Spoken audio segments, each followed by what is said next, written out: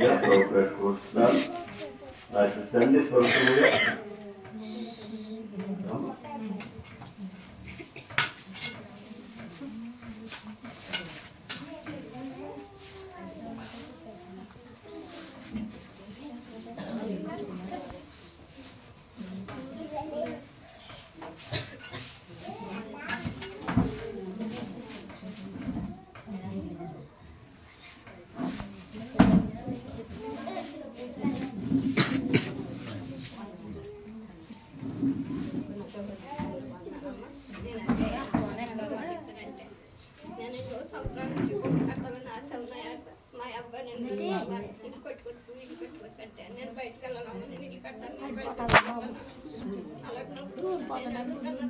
బయటికి వెళ్ళడం అలాగే ఇల్లు పని లేకపోయినప్పటికైనా పని దొరికింది చేసుకుంటున్నాను అన్నప్పుడు మా ఎల్లుడి గారు ఫోన్ చేస్తారు రాజు గారు, అమ్మ నువ్వు సంవత్సరం కట్టకపోతే ఇల్లు కట్టలేవు అమ్మ, అదేంటో నేను దేవుడు చెప్తాను ఇల్లు మొదలెట్టమ్మా ఇల్లు మొదలెట్టామని ఫోన్ చేసినప్పుడల్లా మా ఎల్లుడి గారు ఆ పాప ఎంతో బాధ పెట్టుకుని నా దగ్గర డబ్బులు లేవండి ఎక్కడ తిని అన్నప్పుడు, కాదమ్మా నువ్వు మొదలుపెట్టు ఇల్లు ఎలాగవుతుంది చూద్దాం కదమ్మా అన్నాడు. దేవుడు ఇల్లు కట్టి పెడుతుంది మొదలెట్టమన్నారమ్మ.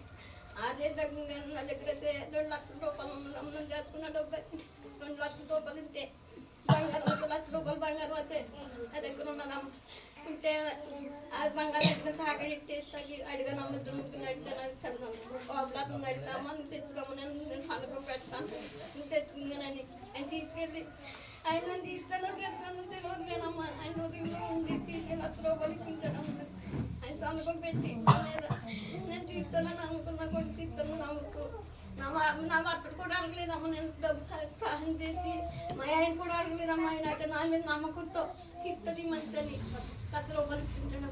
1 లక్ష రూపాయలు ఎట్లు చేతులు పెట్టి ఆ 2 లక్షలు ఎట్లు చేతులు పెట్టుకుని అవ్వా నేను ప్రార్థన చేసిన అయ్యారు నేను ఇల్లు కట్టుకున్నాను అంత అయిపోతుందమ్మా అన్నారు. అందరూ నేను దేవుడు మరి బాగా కవ్వా నేను తల్లి కట్టుకొచ్చి దేవుడు తల్లి పెట్టుకోవా ఈ డబ్బుతో నేనే కడతాను, నేను అది ఎలా కట్టాను నాకైనా తెలుసుకోవా, నాకు ఎవరు సాయం చేసేవాళ్ళు నేను నేనే కట్టుకోవాలి కవ్వని ఎంతో దిగించి అన్నప్పుడు అమ్మ నేను అట్లా ఇల్లు పునాది వేసి ఎన్ని చేతిలోపు మళ్ళీ పిల్లడికి జాబ్ దొరికిందమ్మా, నేను పని చేసుకుంటున్నాను అన్నప్పుడు తప్పు తీసిపోయింది. మళ్ళీ షాప్ వేదానని షాప్ వేసి ఇలా బయటకు వచ్చి తెల్లారితే షాప్ పట్టుకొని మళ్ళీ పొద్దున్న ఫోన్ చేసి అమ్మ నాకు ఇంట్లో నేను అంతే ఏడుతున్నాను నా కొడుకు అది ఏంటిదండి ఇల్లు అది వేసాను కానీ షాప్ వేసాను కానీ ఇల్లు అలా కట్టాను నా దగ్గర డబ్బు అయిపోయింది అంతా ఏడుతున్నాము. అప్పుడు మళ్ళీ సోదరు అన్నది అమ్మ ఎందుకు బాధపడతావు నేను క్యాబ్ అలాగే ఎంతో మంది పెట్టాము గట్టకైతే ఎంతో మంది కోపలు అయితే నా సోదరులు అయితే నా అన్నదమ్ములు అయితే ఎంతో సహాయం చేస్తారమ్మ ఇంకొక గట్టకి 9 లక్షల రూపాయలు పెట్టారమ్మ అయితే నా చేతులు 2 లక్షలు ఏమన్నారమ్మ నేను తప్పు చేశానమ్మా బిడ్డ వచ్చేసి అన్న కడికి రావడానికి లేదమ్మ ఎక్కడికి నేను ఎంత తప్పు చేసి నేను ఎక్కడికి వచ్చి నేను గోహం అడిగి పెట్టినాను అన్నాడమ్మ నా కొడుకు అయితే నా కొడుకోవాలి నేను అందరూ ప్రార్థన చేయడానికి డబ్బుకున్నారమ్మ నా దగ్గర ఎంత డబ్బున్నారు కట్టేసారు అనుకుంటున్నారు కానీ నాకు తెలగా వాళ్ళు కానీ అందులో సహాయం చేసినోళ్ళే కానీ సహాయం చేయడం లేదమ్మ ఇంకొక కట్టకి అందులో దేవుడే నాకైతే దేవుడే తిట్టాడమ్మ నా వల్ల దేవుడు కాదమ్మ. అందుకు మళ్ళీ మా పిల్లలమ్మ నేనైతే 21 తారీఖు బయట వెళ్తున్నాను, 22వ తారీఖున అయితే వస్తాను. నేను అయితే అప్పుడు మరి ఖాళీ అమ్మన్నా నా దగ్గర 9 రూపాయలు లేదమ్మ దేవుడు 10 రూపాయలు కూడా లేవమ్మ అమ్మ మరి అని ఒక సోదరికి దగ్గర 10,000 ఎక్కించడం మళ్ళీ పొగలకు 10,000 ఎక్కించడం దేవుడు అయితే నన్ను ముందు నడిపించాడు నన్ను సిగ్గుపట్టలేదమ్మ.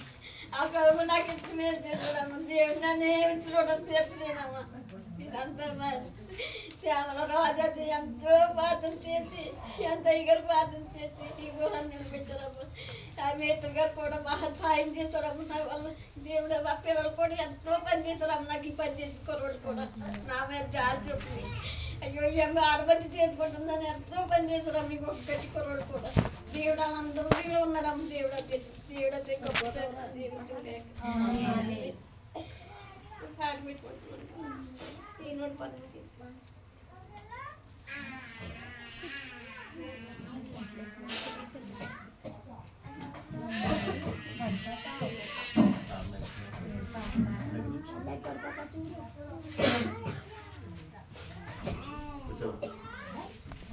దేవుని స్తోత్రం. హల్లెలూయా హల్లెలూయా హల్లెలూయా హల్లెలూయా.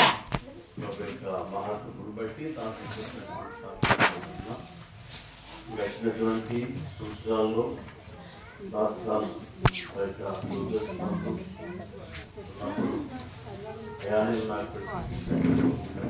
ఆశ అంటే మించి నాలో ఎటువంటి ఆశ లేదండి. నా కుమార్తె పెళ్లి చేయాలి, నా కొడుకు చక్కలు కట్టాలి, అదే నా ఆశ అండి. అది రాష్ట్రాలు మరి చాలా చింతపడేది. రాష్ట్రాలకి చిరుగదు మనకి అందరికీ తెలుసు.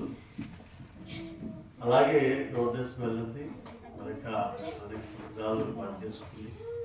మరి కుమార్తె చక్కటి మరి భర్తను మరి చూసి వివాహం జరిగించింది ఆ రాష్ట్రాలు.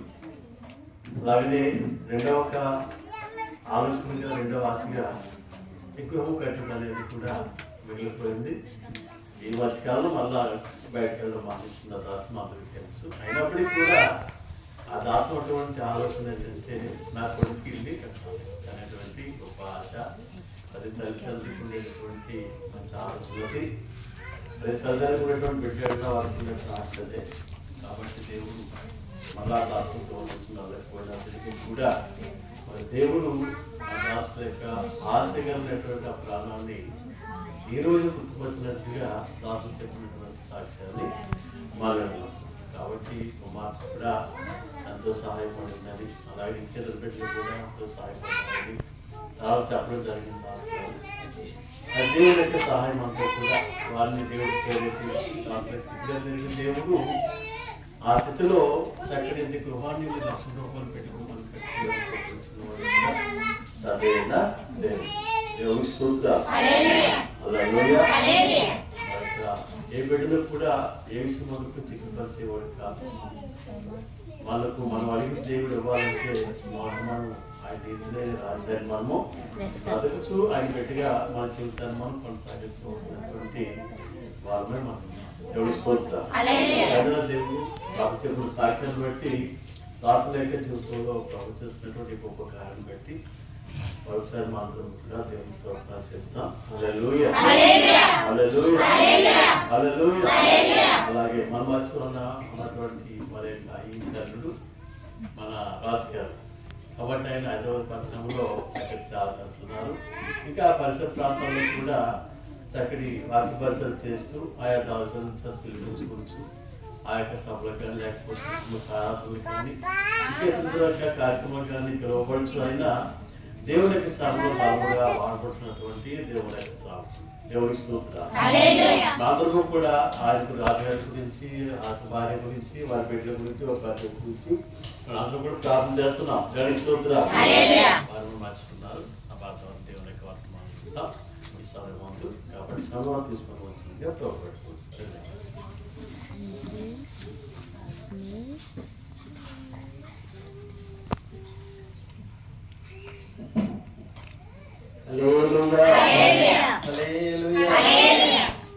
నేను మీకు అందరికీ తెలుసు. నన్ను కొత్తగా నన్ను నేను పరిచయం చేసుకోవాల్సిన అవసరం లేదు. ఇక చాలా చెప్పారు నా గురించి. ఏదేమైనా గత 15 సంవత్సరాల నుంచి ఈ ఊరితో నాకున్న అనుబంధం దేవునికి స్తోత్రం. ఈ గ్రామం కొరకు, ఈ గ్రామం కొరకు, ఐగారి కొరకు మేము ఇప్పుడు ప్రార్థన చేస్తూ ఉంటాము. ఈ ఊరు అంటే చాలా ఇష్టం నాకు. ఎందుకంటే మీరు పాడే పాటలు, మీరు మాకు పెట్టిన భోజనాలు, అలాగే దేవునికి స్తోత్రం. హల్లెలూయా. ఏదేమైనా మా అత్తగారి ఇంట్లో నేనే వాక్యం చెప్పడం దేవుని కృప. అయ్యగారు చెప్తారు అనుకున్నాను. వాళ్ళ ఇచ్చిన సమయాన్ని బట్టి ఇంతకు ముందు గంటల తరబడి వాక్యం చెప్పేవాడు. ఇప్పుడు మీరేం భయపడద్దు. ఎందుకంటే నేను రేడియో ప్రసంగాలు నేర్చుకున్నాను. రేడియో ప్రసంగాలు అంటే అర్థం ఏంటి తెలుసా? 15 నిమిషాలు 10 నిమిషాల్లో ముగించేది. అంటే ఎందుకు నేర్చుకున్నానంటే పిలిచిన చోటల్లా పిలుస్తున్నారు. అయ్యగారు మీరు ఆఖరి వాక్యం మీదే, ఆఖరి వాక్యం మీదే, మెయిన్ వాక్యం మీదే అని పిలుస్తున్నారు. డ్యాన్స్ ప్రోగ్రాంలని, సన్మానాలని, అవన్నీ ఇవన్నీ అన్నీ అయిన తర్వాత ఒక 10-20 నిమిషాలు వాక్యం చెప్పండి అయ్యగారు, భోజనం టైం అయిపోతున్నారు. దేవునికి స్తోత్రం కలుగుతుంది. అందుకని చిన్నగా ఇప్పుడు కూడా మీకు భోజనం టైం అవుతుందో ఏమో తెలియదు, కానీ మీరు అంత పనులు మానేసుకుని వచ్చారు కనుక 10-15 నిమిషాలు దేవుని వాక్యాన్ని చూసుకుందాం. నా దేవుని ప్రియులారా, గత నెల అంతా కూడా ఖాళీ లేకుండా తిరుగుతున్నాం. ఈరోజు కూడా నేను తెల్లవారుజాము 3 గంటలకి 3:30కి 4 గంటలకి ఇక్కడికి వచ్చాను. 16వ తారీఖున క్రిస్మస్ ప్రోగ్రామ్ అయింది. తర్వాత ఆదివారం ఆరాధనలు అయినాయి. సోమవారం రోజు ఒక పెద్ద క్రిస్మస్ మాదే, నేను నడిపిస్తున్న చర్చి దగ్గర నుంచి పెద్ద క్రిస్మస్ ఏర్పాటు చేశాను. అప్పుడు కూడా 3 అయిపోయింది టైము. ఆ తర్వాత సోమవారం ఒక ప్రార్థన కూడుకుంటే, మంగళవారం ఒక ప్రార్థన కూడుకుంటే రాత్రి, బుధవారం రాత్రి ఇక్కడ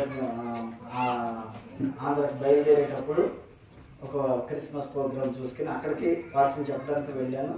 అక్కడ ఇంకో పాస్టర్ గారు వస్తే ఆయనకి ముందు సమయం ఇచ్చారు. మొదటి సమయం ఆయన చెప్తారు, తర్వాత మీరు చెప్పండి దగ్గరంటే ఆయన పాపం పెద్ద వయసులో పెద్ద ఆయన అనుభవాలన్నీ చెప్పుకుంటూ వాక్యాన్ని చెప్పుకుంటూ వెళ్తాం. టైం ఎక్కువైతే మొత్తం మీద 11:30కి నాకు మైక్ ఇచ్చారు. రాత్రి 11:30కి మైక్ ఇస్తే 12 గంటలకు నేను వాక్యాన్ని 11 గంటలకి మైక్ ఇస్తే 11:30కి వాక్యాన్ని ముగించి భోజనం చేసి మళ్ళీ 12 గంటలకు నేను బయలుదేరి నిన్న విజయవాడ వచ్చి, విజయవాడలో ఫ్యామిలీని కలిసేది ఉంటే అక్కడ కలిసి ప్రార్థన చేసి మళ్ళీ బయలుదేరి గుడివాడ అవతల రామచంద్రపురం నిన్న మధ్యాహ్నం 12 గంటలకు వెళ్ళాం. రాత్రి 6 గంటలకు ప్రార్థన కూడికి ప్రారంభించబడితే నైట్ 12 అయింది. 12 గంటలకు అంత అన్నం తిని మళ్ళీ కారు ఎక్కితే తెల్లవారుజాము 4 గంటలకి ఇక్కడికి వచ్చాం. ఈ రాత్రి బయలుదేరి రేపు ఉదయానికి హైదరాబాద్కి వెళ్తే రేపు రాత్రి మళ్ళా ఒక ప్రార్థన కూడుకుంది. ఆ తర్వాత పండుగలు. ఏదేమైనా మా ప్రయాణాల్లో దేవుడు తోడుగా ఉండి నడిపించినట్లు ప్రార్థన చేయండి. ఎప్పుడు ఇక్కడికి వచ్చినా 3-4 రోజులు ఉండేవాడు, ఈసారి ఉండడానికి కుదరట్లేదు, నన్ను క్షమించండి. నా దేవుని ప్రియులారా, ఈ గృహము అంటే మీకు అందరికీ తెలుసు. ఎన్నో వాక్యాలు వింటారు గృహప్రవేశాల్లో కదా. గృహప్రవేశాల్లో రకరకాల వాక్యాలు వింటారు. మీకు అందరికీ తెలిసిన వాక్యాలు తెలవనోడు అంటే ఇక్కడ ఎవరు కూడా లేరు. అంతేకాకుండా అయ్యగారు చాలా మంచిగా మీకు వాక్యాలు వివరిస్తారు, నాకు తెలుసు. ఎందుకంటే మా శ్యామలో మనం చూస్తే అర్థమవుతుంది. వచ్చిన చెప్పగానే టక్క తీసి చదువుతుంది. అందుకే నేను వచ్చినాలే చెప్పండి బైబిల్లో. దేవునికి స్తోత్రం కలుగుతుంది. హల్లెలూయా, హల్లెలూయా. ఈ గృహాన్ని కట్టడానికి ప్రారంభించినప్పుడు ప్రార్థన కదా.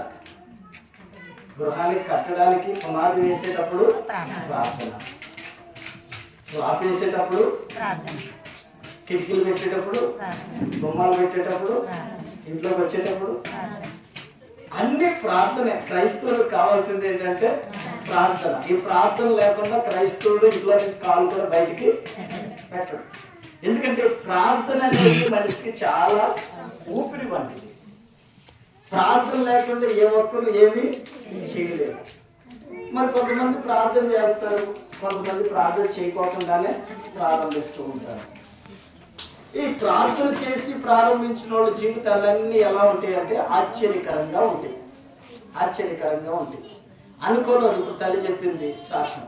అనుకోలేదు 2 లక్షలే ఉన్నాయి. ఎలాగో ప్రభువా అంటే కుమారుడు బయటికి వెళ్ళడం జరిగింది. బయటికి వెళ్ళి అక్కడ 2 నెలలు పని లేకుండా ఉన్నా అక్కడ మళ్ళా వాళ్ళ బంధువులు ఆ బంధువుల చేత ఎడారులో ఆ దేశంలో బంధువుల చేత పోషింపబడి మరలా ఒక 8 నెలలు పని చేయడం జరిగింది. తర్వాత మరలా అక్కడ పనిలో నుంచి వచ్చేసిన తర్వాత మరలా బంధువుల ఇంటి దగ్గరే ఉండి ఆ పని చేసుకుంటూ కొన్ని రోజులు గడిపారు. తర్వాత కుదరని పరిస్థితుల్లో ఆ పనులన్నీ కుదరట్లేదు. ఎందుకు అంటే చిన్నతనం నుంచి కూడా అమాయకంగా ఎదిగిన బిడ్డ, ఎక్కడ ఏం మాట్లాడాలో తెలవదు, ఎవరితో ఏం మాట్లాడాలో తెలవదు. అలాంటి పరిస్థితుల్లో కూడా ఆ బిడ్డని దేవుని కాపుదల నడిపిస్తూ ఉంది. దేవునికి మహిమ కలుగును గాక. ఎవరి గురించి చెప్తున్నాను నేను ఇప్పుడు? వెరీ గుడ్, మంచి వాళ్ళు మీరు అనుకుంటారు. సరే, చిన్న వాక్యాలు చదువుకుందాం. నేను త్వరగా ముగిస్తాను. ఆదికాండం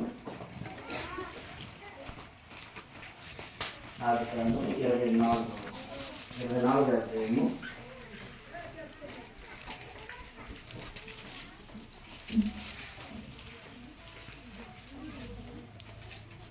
1వ వచనం. అబ్రహాము బహుకాలము గడిచిన వృద్ధుడై ఉండెను. అన్ని విషయములలోనూ యెహోవా అబ్రహాముని ఆశీర్వదించెను. దేవునికి స్తోత్రం కలుగును గాక. హల్లెలూయా హల్లెలూయా. అబ్రహాము బహుకాలం గడిచిన వృద్ధుడైపోయాడు. అంటే వృద్ధుడైపోయాడు అంటే ముసలివాడైపోయాడు. ఈ అబ్రహాముని అన్ని విషయాల్లో ఆశీర్వదించాడు. ఎవరు ఎవరు గృహప్రవేశం కనుక ఇంటి కొరకు మనం ఒక వాక్యాన్ని చూస్తే 127 అధ్యాయం కీర్తన గ్రంథంలో యెహోవా ఇల్లు కట్టించిన ఎడల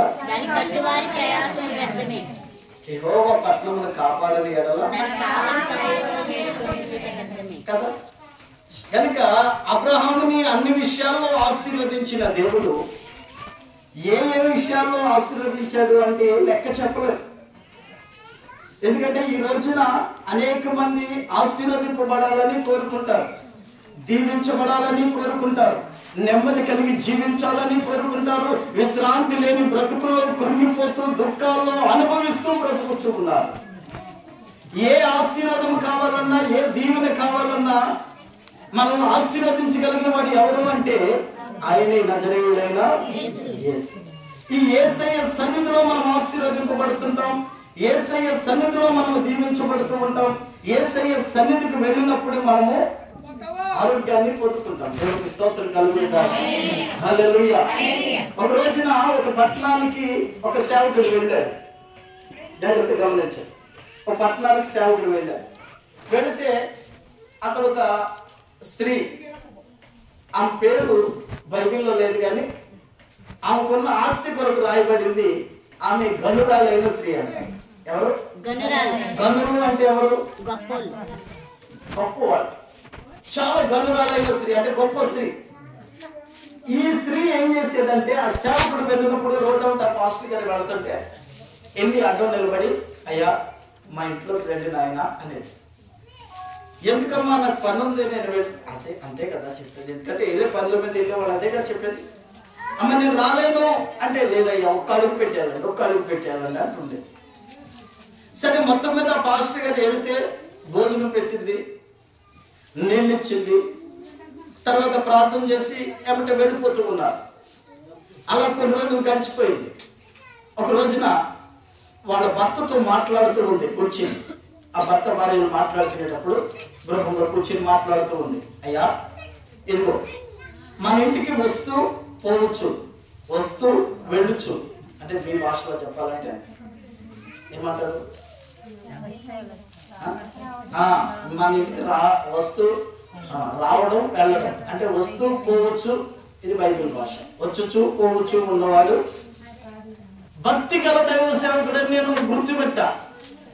ఆయన వచ్చి మన ఇంట్లో ప్రార్థన చేస్తే ఆశీర్వాదం వస్తుంది. ఆమె గనురాలైన స్త్రీ, ఆమెకేం కొదువు లేదు. ఆయన వచ్చి ప్రార్థన చేసినప్పుడల్లా వెళ్ళినప్పుడల్లా నెమ్మది కలుగుతూ ఉంది. ఆయన వచ్చి కూర్చున్నాడా, భోజనం పెట్టానా, ఆయనతో మాట్లాడుతూ ఉంటే నాలో ఉన్న బాధ అంతా తొలగిపోతుందయ్యా. ఆయన మంచివాడని భక్తి గల సేవకుడని నేను గుర్తుపట్టాను. కనుక ఆయన వచ్చి భోజనం చేసి సరాసరి మరలా వెళ్ళిపోకుండా, త్వరగా వెళ్ళిపోకుండా కొద్దిసేపు రెస్ట్ తీసుకున్నట్లు, కొద్దిసేపు మన గృహం దగ్గర నివసించినట్లు, కొద్దిసేపు ఆయన విశ్రాంతి తీసుకున్నట్లు మనం ఒక పని చేద్దాం. ఏం చేద్దామంటే మన ఇల్లు బాగా కట్టాంగా, మరి లక్ష్మణ్ గారు ఏం చేస్తారు తెలవదు కానీ వాటికి వెళ్ళిన తర్వాత మన ఇల్లు బాగా కట్టాంగా, మన ఇంటి మీద ఒక రూమ్ కాదు, ఒక చిన్న గది కాదు. దాంట్లో ఏమేద్దాం అంటే ఇట్లాంటి బల్ల వేస్తాం, తర్వాత మంచం వేద్దాం. వినాలి ఇంటే బాగుపడిపోతాడు. దేవుడికి స్తోత్రం కలుగుతుంది. ఇంటే బాగుపడిపోతాడు అని ఆడు వెళ్ళేవాడు. ఎవడాడు? మాకు బాగా సమయం ఉన్నట్టు ఉంది ఇక్కడ. హల్లెలూయా. మనము గది కట్టించి అతని కొరకు మంచము, బల్ల, పీట, దీపస్తంభము ఉంచుదము. అతడు మన యొద్దకు వచ్చినప్పుడల్లా అందులో బస చేయవచ్చునని చెప్పాను. ఆ తరువాత చదువుతూ ఉంటే లేట్ అవుతుందని నేను చెప్తాను. 8వ అధ్యాయంలో ఉంటాను. 8వ అధ్యాయం 4:8 రాజుల గ్రంథం. అయ్యా ఇంట్లో పళ్ళ వేద్దాం. ఒక దీప స్తంభాన్ని పెడదాం ఎలుతురు రావడానికి. రెండోది ఒక మంచం వేద్దాం. ఒక మంచం వేద్దాం. ఆయన వచ్చినప్పుడల్లా భోజనం పెడదాం. ఆయన తిన్న తర్వాత కొద్దిసేపు విశ్రాంతి తీసుకుని కొరకు ప్రార్థన చేసి వెళుతూ ఉంటాడు ఆయన పని మీద అని ఎవరితో మాట్లాడుతుంది?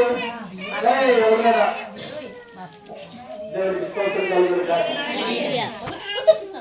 రాత్రి కూడా ప్రార్థన పెట్టి తాగుబోతులు అలవాటు చేస్తారని పడవ పెట్టారు ప్రార్థన. ఆడి కంసం పాటలకి ఊగుతున్నారు. దేవుడికి స్తోత్రం కలుగును గాక. హల్లెలూయా హల్లెలూయా.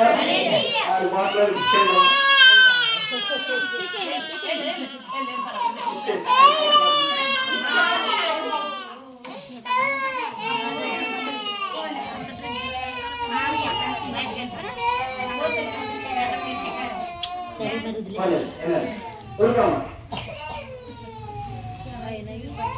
కొద్దిసేపు అన్నం తిన్న తర్వాత భోజనం చేసిన తర్వాత విశ్రాంతి తీసుకుని మన కొరకు ప్రార్థన చేసి వెళుతుంటాడని మాట్లాడుతూ ఉంది. ఎవరితో మాట్లాడుతుంది?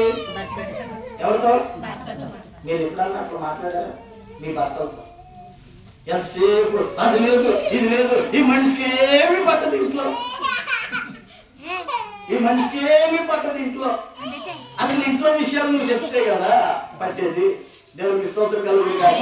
నీ మనసులోనే పెట్టుకుంటావు. మళ్ళీ భర్తను చూస్తే ఏమంటావు? ఈ మనిషికి ఏమీ పట్టదు అంటావు. నీ మనసులోనే పెట్టుకుంటే ఆ మనిషికి ఏం పడుతుంది? ఇంట్లో ఏం నష్టం లేదులే, ఇంట్లో ఏం ప్రాబ్లం లేదు అనుకుంటలేని ఈ మనిషి జేబులో ఉన్నాయని ఆమె చేసుకుని వస్తుంది. అంతే కదా. మరి ఈ గనురాలైన స్త్రీ అంటే ఎటువంటి కరువు లేదు ఆమెకి. సమృద్ధిగా ఉంది, ఇంట్లో ఆరోగ్యం ఉంది, డబ్బు ఉంది, ధనం ఉంది, ఇళ్ళుంది, పొలాలు ఉన్నాయి, గొడ్లు మేకలు, గొడ్లు మందులు అన్నీ ఉన్నాయి. ఆమె భర్తతో ప్రేమగా మాట్లాడుతూ ఉంది. మరి నీకేమీ లేదు, అయినా సరే ఎప్పుడు బుద్ధులాడుకుంటూ కొట్లాడుకుంటూనే ఉంటారు. దేవుడికి స్తోత్రం కలుగును గాక. హల్లెలూయా. ఎప్పుడన్నా పాస్టర్ గారి గురించి మాట్లాడుతున్నారా? మీరు ఎప్పుడన్నా వాక్యం గురించి మాట్లాడుతున్నారా? ఇది మేమన్నామా? ఎప్పుడు కూర్చున్నా అన్నం దగ్గర కూర్చున్నా దాని ఉంట వెళుతూ ఉన్నా ఇది ఈ వాక్యం ఎలా ఉంది, ఆ వాక్యం అలా ఉంది, ఇది ఆ సంఘంలో ఎలా జరుగుతుంది, ఈ సంఘంలో ఎలా జరుగుతుంది, నేను అని. అదే కాకపోతే మా విశ్వాసం గురించి వాళ్ళ ఇంట్లో ఈ ప్రాబ్లం ఉందంటే, ఈ ఇంట్లో ఈ ప్రాబ్లం ఉందంటే అని ఎప్పుడు వాళ్ళ గురించి చర్చిస్తూ మాట్లాడుతూ ఉంటుంటాం. నా దేవుని ప్రియులారా, భార్య భర్తలు ఇంట్లో ప్రేమగా మాట్లాడుకోవాలి. ఒకళ్ళ మనసు ఒకరికి తెలవాలి. నీ మనసులోనే పెట్టుకుంటావు, ఆయన మనసులోనే పెట్టుకుంటాడు. పనులు అవ్వాలంటే ఎలాగైతే, ఆశీర్వదింపబడాలంటే ఎలాగైతారు, కొడుకు పెళ్లి చేయాలంటే ఎలాగైతుంది. మరి పని చేయండి. మీ కొడుకులు ఉన్నారు కదా, ఎంతమంది ఉన్నారు కొడుకులు? ఎంతమంది ఉన్నారు? దేవుడికి అందరికీ ఉన్నారు కొడుకులు అంటే ఇష్టం కదా. మరి పని చేయండి. ఆయన ఒక సంబంధం చూస్తాడు నీ కొడుక్కి, నువ్వు ఒక సంబంధం చూడు. ఇద్దరిని కలిసి ఇంట్లోకి తీసుకురా, బాగుంటుంది అప్పుడు. కనుక భార్య భర్తల మధ్యలో ఏముండాలి? కమ్యూనికేషన్ ఉండాలి. కమ్యూనికేషన్ అంటే అన్యోన్యంగా ఒకరికొకరు మాట్లాడుకునే గుణం ఉండాలి. ఈ గుణం ఉన్నప్పుడు, మాట్లాడుకునే మనసు ఉన్నప్పుడు, నీ మనసులోది ఆయనకి చెప్పగలుగుతావు, ఆయన మనసులోది నీకు. నీ మనసులోనే పెట్టుకుంటే ఆయన మనసులోనే పెట్టుకుంటే ఏమాక కార్యము. కనుక కొత్తగా పెళ్ళైన వాళ్ళు ఉన్నారు, ముసలి అయిపోయిన వాళ్ళు ఉన్నారు, మీ అంత వయసు నాకు లేదు. కనుక నా దేవుని పిల్లలారా, చేతులకు మీకు దండం పెడుతున్నాను. ఇక్కడి నుంచి మీ భర్తలతో ప్రేమగా మాట్లాడండి, ఉన్నట్టు మాట్లాడండి. దాచుకున్నారా కంపు కొట్టేస్తారు. వాళ్ళ భర్త 100 రూపాయలు ఇచ్చాడు సంతకి. దేనికి? కూరగాయల మార్కెట్కి వెళ్ళమని 100 రూపాయలు ఇచ్చాడు. మొత్తం మీద ఖర్చు పెట్టి 90 రూపాయలు ఖర్చు పెట్టి 10 రూపాయలు తెచ్చింది ఇంట్లోకి. తెచ్చి ఆ 10 రూపాయలు మళ్ళా తాగుబోతుడికి ఇస్తే ఏ సారా ప్యాకెట్ తాగొస్తాడని బియ్యం డబ్బాలు దాచిపెట్టింది. డబ్బులు లేవు అంటున్నా, ఆయన ఇస్తున్నాడు తెస్తుంది అయిపోయింది. ఒక రోజు ఆయన దగ్గర లేవు, ఈయన దగ్గర డబ్బులు లేవు. ఇంటికి ఎవరో వచ్చారు, పాల ప్యాకెట్ తేవాలి. ఏం చేసిందో తెలుసా? అప్పుడు ఎప్పుడో నేను దాచిపెట్టాను కదా డబ్బులు అని చెప్పి ఆ 10 రూపాయలు తీసుకెళ్ళి పాల ప్యాకెట్ తీసుకుని వచ్చి టీ పెట్టి ఇచ్చింది. సరే అయిపోయిందా? ఆ చుట్టాలు వెళ్ళిపోయిన తర్వాత ఈయన గారు మొదలెట్టాడు. డబ్బులు లేవు అన్నా, నా దగ్గర లేవు, నీ దగ్గర లేవు. పాల ప్యాకెట్ ఎలా వచ్చింది? ఈయన ఏం చేసిందంటే ఆ చేసిన తప్పులు కప్పుపుచ్చుకోవడానికి అక్కడ మన ఇంటి ఎదుర్కొన్న కిరాణా షాప్ ఉంది కదా, ఆయన అడిగి వద్దరా మేమైతే వద్దరా అంటాం, అప్పు తీసుకొచ్చాను, అరువు తీసుకొచ్చాను. ఈయన అంటాడు, నేను ఆయన సిగరెట్ అడిగితేనే నాకు అరువు, నీకు పాల ప్యాకెట్ అలాగే ఇచ్చాడు, ఆడికి నీకు సంబంధం ఏంటో అన్నాడు. తగిలిపోయిందా?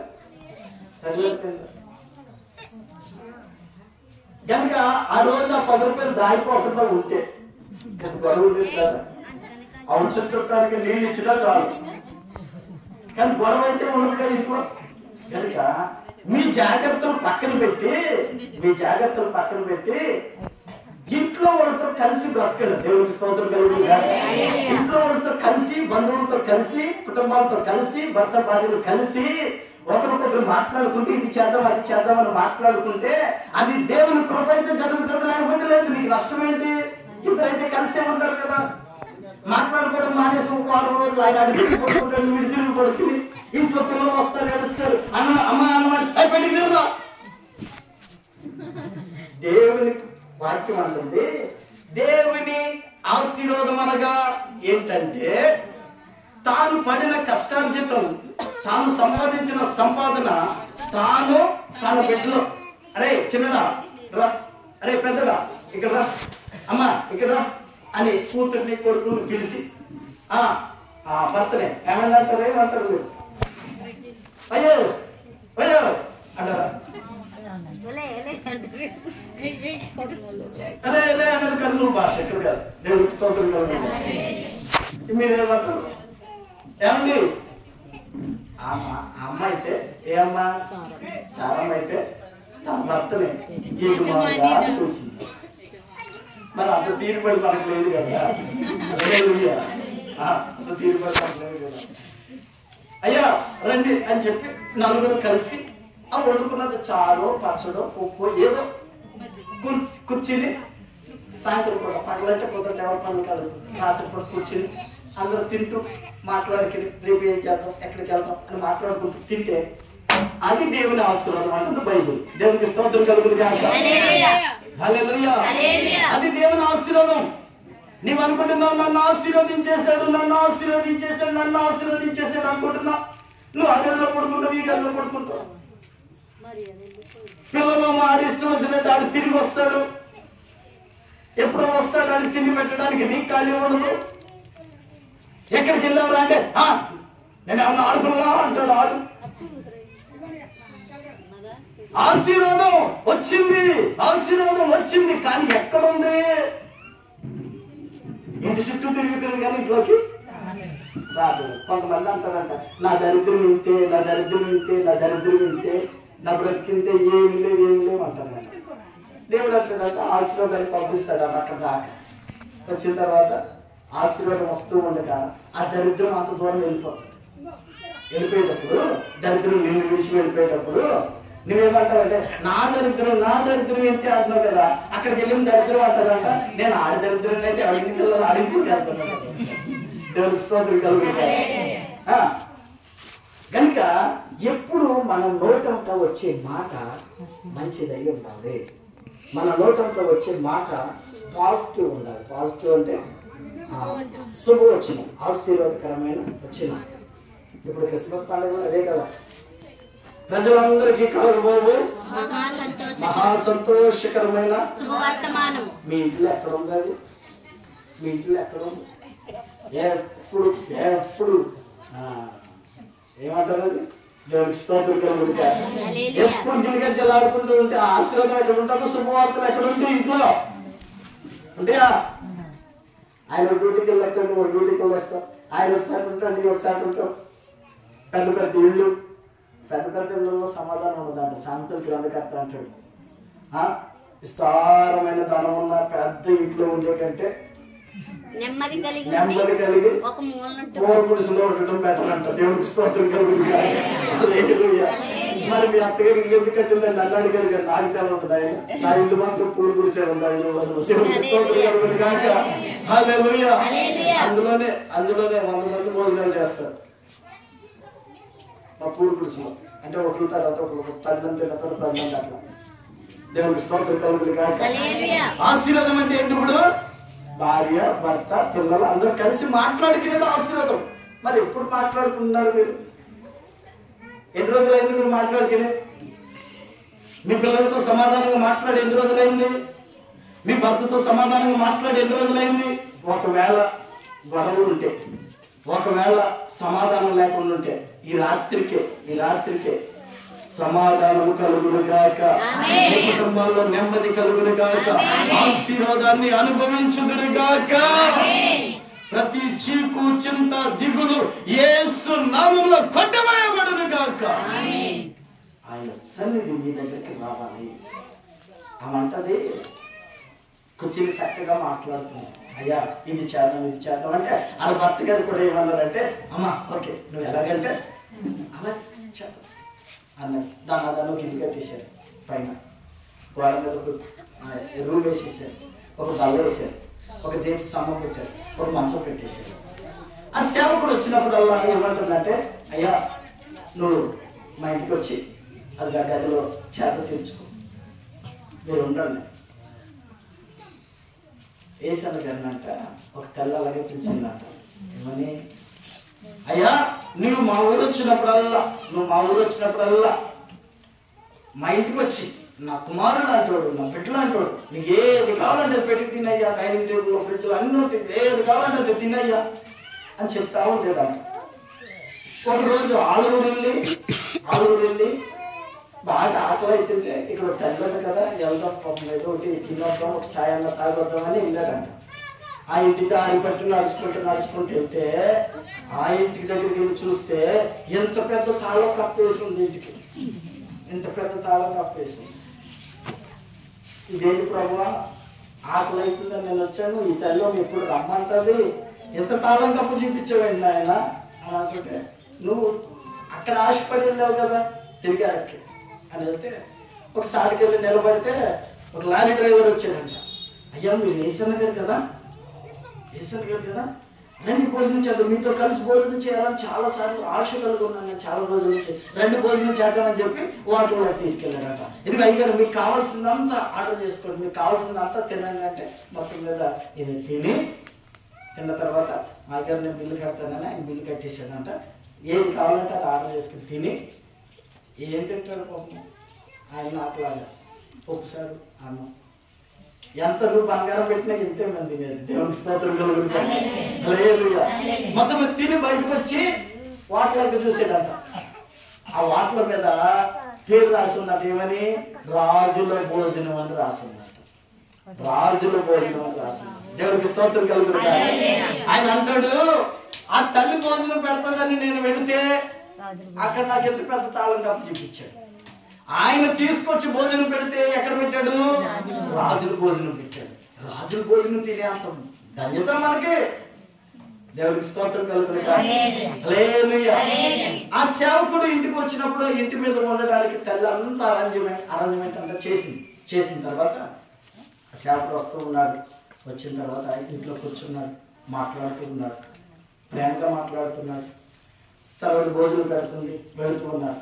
ఒక రోజున ఎందుకో డౌట్ వచ్చింది, ఈ ఏరియాలో ఎవరు నన్ను ఎంత మంచిగా చూడలే, ఎవరు నన్ను ఆదరించిన వాళ్ళు లేరే, కానీ ఏమెందుకు ఇలాగ ప్రేమగా చూస్తుంది. చూడండి, కొంతమంది కొన్ని మొక్కుబడులు ఉంటాయి. నిజాలు చెప్పేస్తున్నాను ఏమనుకోకండి. కొంతమంది కొన్ని మొక్కుబడులు ఉంటాయి. నాకు ఆ ఇంట్లో పిల్లలు లేరు, పిల్లలు పుట్టేదాకా నేను పాస్టర్ గారికి భోజనం పెడతానని మొక్కుకుంటాను. నాకు ఊళ్ళో ఉన్నాయో లేదు మొక్కుకుంటాను. కొంతమంది అంటారు ఇదిగో మాకు మేము ఇల్లు కట్టేదాకా పాస్టర్ గారికి భోజనం పెట్టాలి. కొంతమంది అంటారు కొంతమంది ఎందుకు మా చర్చిలో కామన్ ఆమెకి 3 2 ఆడపిల్లలు అనుకుంటా. 2 ఆడపిల్లలు, 2 ఆడపిల్లలు.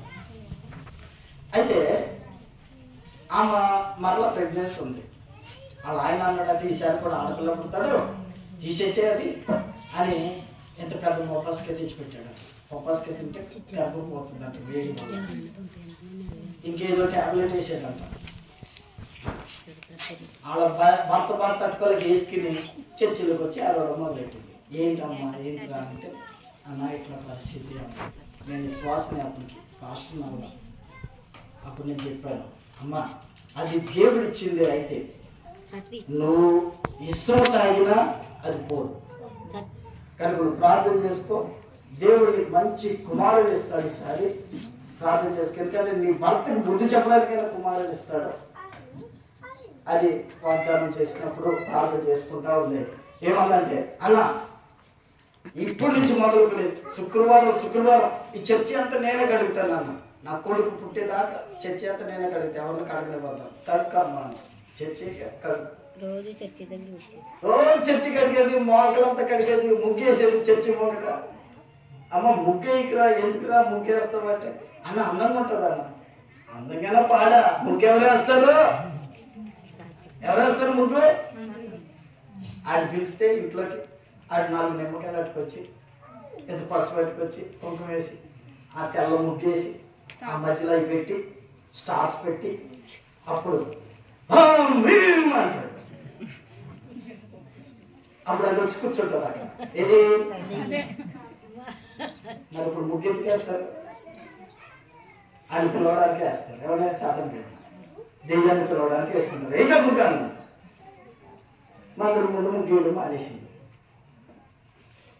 ఇంట్లో ముగ్గు వేసుకోవాలనుకుంటే కళ్ళలో తెచ్చి మంచిగా నీట్గా డిజైన్ వేసుకో. కళ్ళకు వేసి దెయ్యాన్ని పిలవడానికి వేసినట్టు అయిపో అన్న. మీకు కోపం చూడలేదు కదా, ఆమెకైతే కోపం రాదు. సరే అన్న అంది.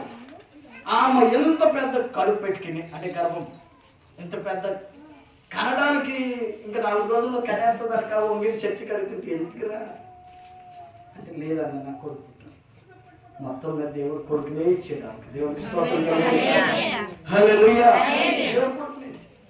ఏమంటది పాస్టర్ గారు అన్నాడు, అరే ఆమెను పిలువు అన్నాడు.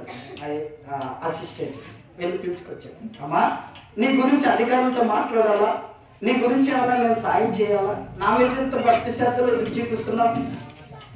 పాస్టర్ గారికి ఆటోమేటిక్గా అర్థమైపోతుంది. మీరు ఇంట్లో పిలిచారు అంటే సేవకులకి మీ అయ్యగారికి మీరు ఇంట్లో పిలిచారు అంటే మీకు ఏదో అవసరం ఉందని ఆయనకు తెలుసు. దేవుని ఆత్మ ఆయనతో మాట్లాడుతుంటది. నీ అవసరం ఏంటో తెలుసు ఆయనకి, నీ అవసరం ఏంటో తెలుసు, నీ పరిస్థితి ఏంటో తెలుసు, నీ స్థితిగతులు ఏంటో తెలుసు. కొంతమంది పాస్టర్ గారిని పిలిస్తే అమ్మ కాలికి ఇవ్వాల్సి వస్తుందేమో, పాస్టర్ గారిని పిలిస్తే పాలు ఇవ్వాల్సి వస్తుందేమో, పాస్టర్ గారిని పిలిస్తే టీ ఇవ్వాల్సి వస్తుందేమో, చేతిలో రూపాయి లేదు అని పాస్టర్ గారు వెళ్ళిపోతున్నా కానీ పిలవరు ఇంట్లోకి. ఆ భయాలు ఏమొద్దు, మీ అవసరం ఉంటే తప్పక సేవకులు పిలవచ్చు. దేవుడికి స్తోత్రం కలుగుతుంది. ఆయనకు అర్థమైంది ఏదో అవసరం ఉంది అందుకే పిలిచిందేమో అని. మొత్తం మీద అడిగాడు, అమ్మ నీకేమన్నా అవసరం ఉందంటే ఆ మాటది నాకేం అవసరం లేదు, నాకేం అవసరం లేదయ్యా, నేను బంధువుల మధ్యలో ఉన్నాను, స్నేహితుల మధ్యలో ఉన్నాను, అంత బాగుంది అన్న. నాకేదో డౌట్ వస్తుందిరా అన్నాడు. నాకేదో డౌట్ వస్తుంది, ఆమె అలా చెబుతుంది కానీ ఏదో అవసరం ఉంది ఆమెకి, ఏంటో కనుక్కో అంటే ఈడు అన్నాడు. ఎవరు అసిస్టెంట్ గెహాజీ ఆయన అన్నాడు, అయ్యా మనం ఇన్ని రోజుల నుంచి వస్తున్నాం కానీ వాళ్ళిద్దరు భార్య భర్తలు కనబడుతున్నారు, పనులు కనబడుతున్నారు, ఎప్పుడు పిల్ల పేరుకే కనబడుతున్నారు. అయ్యా ఇక్కడ పిల్లలు పెద్దోళ్ళు అయిపోయారంటావా, కాలేజీకి వెళ్ళిపోయారంటావా? కాదు కాదు, ఒకవేళ కాలేజీకి వెళ్ళినా ఏదో టైంలో కనబడతాడు కదా, అది ఫోటోలోనే కనబడతాయి కదా పిల్లలు, ఇంట్లో మాత్రం పిల్లలు కనబడతారు. అయ్యా నాకు అదొకటే డౌట్ ఉందా అన్నాడు. అప్పుడు ఆ పాస్టర్ గారు పిలిచి, అమ్మా నీ కొరత ఏంటో నాకు తెలుసు కనుక తిరిగి మరలా ఈ ఏటికి తిరిగి మరలా ఏటకి నీ ఒడిలో నీ గర్భఫలాన్ని తెచ్చి నీ ఒడిలో కుమారుడు ఉంటాడమ్మా అని చెప్పేసి అమంటది, అయ్యా నీకేం ద్రోహం చేశాను నేను అడిగాను. నేను మొత్తం మీద వెళ్ళిపోయాడా? ఒక సంవత్సరానికి కొడుకు పుట్టాడు. ఆడు ఎదుగుతూ ఉన్నాడు, సంతోషంగా ఉన్నాడు. సడన్ గా బ్రెయిన్ స్ట్రోక్ వచ్చింది ఒక రోజు. ఆడికి మెదడు వాపు వచ్చింది. మెదడు వాపు ఎందుకు వచ్చిందంటే ఆ నాన్నగారి దగ్గరికి వెళ్ళాడంట. పొలం ఇంట్లో ఉండకుండా, తల్లి దగ్గర ఉండకుండా, కొడుకులారా, ఇది తెలంగాణ భాషలో పెద్ద మూడు కొడుకులారా అంటే ఇక్కడ మీకు గౌరవం. అయ్యా పిల్లలారా, కుమారులారా, దేవునికి స్తోత్రం కలుగు. మీరు మీ తల్లి మాట విని లోబడితే ఆశీర్వదింపబడతారు. వాడు తల్లి మాట అనుకోండి, తండ్రి దగ్గరికి వెళ్ళొద్దని కాదు, పొలంలో ఉన్న ఊరిలో ఉన్న తండ్రి దగ్గరికి వెళ్ళాడట. పందుల దగ్గరికి వెళ్ళాడని ఉంది కొన్ని చోట్ల. పందుల దగ్గరికి వెళ్ళాడు. పందులు అంటే ఏంటో తెలుసా? ఈ లోక సంబంధమైన వ్యాపారాలు, ఈ లోక సంబంధమైన ఆశలు, ఈ లోక సంబంధమైన కోరికలు, ఈ లోక సంబంధమైన వేషాల్లోనికి వెళ్ళినప్పటికీ ఏమైతుందో తెలుసా? మెదడు వాపు వస్తుంది. దేవునికి స్తోత్రం కలుగును కాక. అందుకే 20-30 సంవత్సరాలకే బ్రెయిన్ స్ట్రోక్ అంటే, 20 సంవత్సరాలకే హార్ట్ స్ట్రోక్ అంట, గుండె టక్ అంటాడు మావాడు. హార్ట్ అటాక్ గుండె టక్ అన్నా అంటాడు. రకరకాల స్ట్రోక్లు వస్తున్నాయి, రకరకాల రోగాలు వస్తున్నాయి, యాక్సిడెంట్లు అయి కాళ్ళు చేతులు ఎరగొట్టుకున్నారు. ఎందుకంటే తల్లి మాట వెనక, తల్లి వాడులో ఉండవలసిన వాడు పందుల దగ్గరికి వెళ్ళాడంట. మెదడు వాపు వచ్చింది, పడిపోయాడు. నా తలపోయినే అని రాసింది అక్కడ బైబిల్. అందుకే మెదడు వాపు అంటున్నాను. అప్పుడు ఆమె ఏం చేసిందంటే, ఆ తండ్రి ఏం చేశాడు తెలుసా? సరాసరి తీసుకొచ్చి కుమారుని తల్లికి అప్పగిచ్చేసాడు. అమ్మా ఇది నాకు సంబంధం లేదు, ఇది ఏదో తలపోయింది అంటున్నాడు, నాకు అర్థం కాదు. నా దేవుని పిల్లలారా, చిన్నపిల్లలారా, యవనస్తులారా, మీ బాధలు ఏంటో, మీ కష్టాలు ఏంటో, మీ హృదయంలో ఉన్న వ్యాధిని ఏంటో తండ్రికి తొందరగా అర్థం కాకపోవచ్చు. తండ్రి ఎప్పుడు మీరు బాగుపడాలి, పౌరుషంగా ఉండాలి, హుషారుగా ఉండాలని కోరుకుంటాడు. కానీ నీ కడుపులో ఉన్న బాధ, నీ హృదయంలో ఉన్న వేదన నీ తల్లికి తెలుసు. కనుక తల్లి తండ్రి మాట జాగ్రత్తగా వినాలి. పిల్లలు తీసుకొచ్చాడు. అమ్మ ఇది తలపోయింది అంటున్నాడు, చూడు. కుమారుని అక్కడ పండబెట్టింది ఆ గదిలో. ఏ గదిలో? పాస్టర్ గారి కొరకు కట్టింది చూడు గది. మీరు ఎన్ని గదులు కట్టారో తెలియదు కానీ ఒక ఏరియా మాత్రం పరిశుద్ధంగా ఉంచుకోండి. వాళ్ళు పెట్టినట్టు ఏదో మనకు పనికిరాని స్థలంలో ఒక గది కట్టి, ఒక కిటికీ పెట్టి దీపాలు పెట్టడం కాదు. ఇది దేవుని గది, ఇది దేవుని వల్ల ఇక్కడ బైబిల్ ఉంది అని దాన్ని మొక్కడం కాదు. బైబిల్ హృదయంలో పెట్టుకోవాలి, చదువుకోవాలి, ఒక స్థలాన్ని ఏర్పాటు చేసుకోవాలి పరిశుద్ధంగా. అక్కడ కూర్చుని ప్రతి దినము ప్రార్థన చేసేటట్టు ఉండాలి మీ ఇంట్లో. ఇది కొత్త ఇల్లు కనుక చెప్తున్నా. దేవునికి స్తోత్రం కలుగును గాక. హల్లెలూయా. మేము కిరాయికున్న ఇళ్లలో కూడా ఇంత రూమే తీసుకుంటే దానికి ఒక సపరేట్ ఒక కట్టలు వేసేసి ఒక గదిలాగా తయారు చేసేవాడిని ముందు. అక్కడికి వెళ్ళి కూర్చుని ప్రార్థన చేసుకునేవాడిని ఎక్కువసేపు. నీకు ఒక స్థలం అనేది ఉండాలి, ప్రార్థనా స్థలం. ఆ స్థలం ఎప్పుడు ఉపయోగపడుతుందో తెలుసా? నీకు రోగం వచ్చినప్పుడు, మరణం నిన్ను వెంటాడుతూ ఉన్నప్పుడు, మరణ భయం నిన్ను కమ్ముకుంటూ ఉన్నప్పుడు ఆ స్థలంలోకి నువ్వు వెళ్ళి ప్రార్థన చేయాలి. దావీదు అలాగంటాడు, నేను ఆయన మందిరంలోకి వెళ్తాను. దేవునికి స్తోత్రం కలుగుతుంది. ఆ స్థలంలోకి వెళ్ళి ప్రార్థన చేయాలి. ఆ స్థలంలో పండబెట్టింది పిల్లలని. సరాసరి పాస్టర్ గారి దగ్గరికి వెళ్ళింది. అయ్యా నీకేం ద్రోహం చేశాను, ఇంకో ఇచ్చినట్టు ఇచ్చావు, అది స్వస్థానం చచ్చిపోతున్నాడు అంటే మరలా పాస్టర్ గారు ఆ యవనస్తున్న ముందు పంపించాడు. కానీ అవలే. తర్వాత పాస్టర్ గారు వచ్చి ఆ కుమారుడు బాగు చేసినట్లు మనము చూస్తున్నాం బైబిల్లో. దేవునికి స్తోత్రం కలుగులుగా. ఎంత పెద్ద కథ మీకు ఎందుకు చెప్పానంటే, ఇందులో మీరు భార్య భర్తలు కలిసి ఉండాలి, పిల్లలు తల్లిదండ్రుల మాట వినాలి. ఒకవేళ నీకు గర్భఫలమే కొదువుగా ఉంటే, ఒకవేళ నీకు కుటుంబమే కొదువుగా ఉంటే అది నా దేవుడు తప్పక తీరుస్తాడు. దేవునికి స్తోత్రం కలుగును గాక. హల్లెలూయా. సామ్రాణి పట్టణం అంతా కరువున రాత్రి సమృద్ధిని అనుగ్రహించిన దేవుడు. ఆయనకి అసాధ్యమైనది ఏది లేదు. ఆయనకి సమస్తము సాధ్యమే.